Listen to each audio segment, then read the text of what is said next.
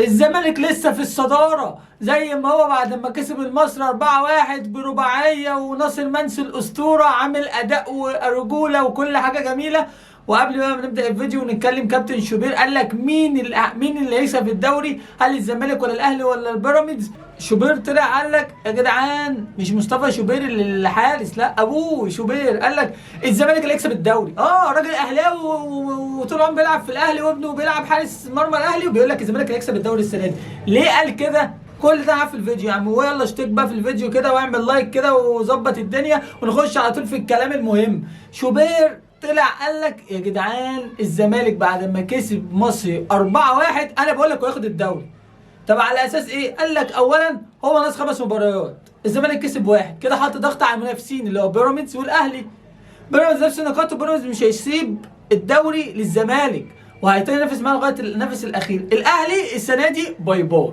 طلع قال لك الاهلي باي باي، الاهلي السنه دي مش منافس قوي على الدوري بسبب الاداء وعدم ضبط اوضه اللبس في الاهلي، والدنيا مش مظبوطه في اي حته. قال لك السنه اللي فاتت مختلفه عن السنه دي، يعني السنه اللي فاتت الاهلي كان بينافس بيراميدز وكسب في اخر ماتش في الدوري، بس السنه دي بيراميدز مش هيفرط في الدوري لان عدد الماتشات اقل من السنه اللي فاتت. ده كمان غير ان عدد الماتشات اقل، كمان ان في كل واحد جوله باي، جوله مش هيلعب فيها زي الزمالك. زي الزمالك مش هيلعب الجوله الجايه عشان هيلعب في الكونفدراليه، بعد كده هيرجع. الزمالك عنده ماتشين مهمين جدا.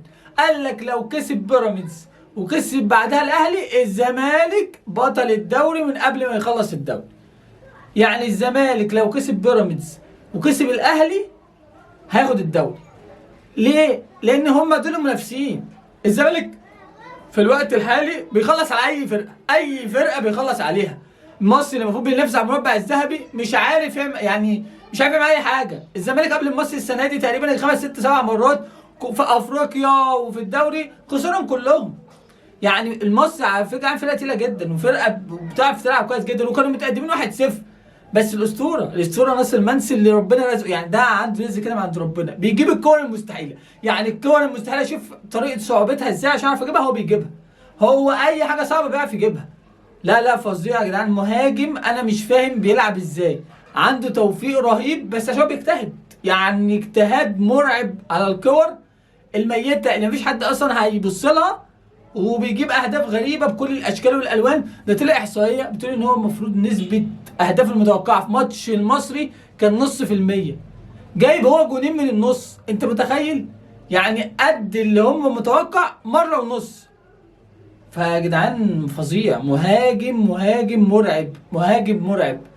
يعني التوفيق ده مش يجي لحد غير هو اجتهد وعمل اللي عليه والزياده، ولاعب هادي وعارف بيعمل ايه، ملتزم، ولا بقى بيقعد يتكلم ولا الاسطوره ناصر منسي اللي مفيش زيي ولا الكلام بقى اللي ما ياكلش عيش ده.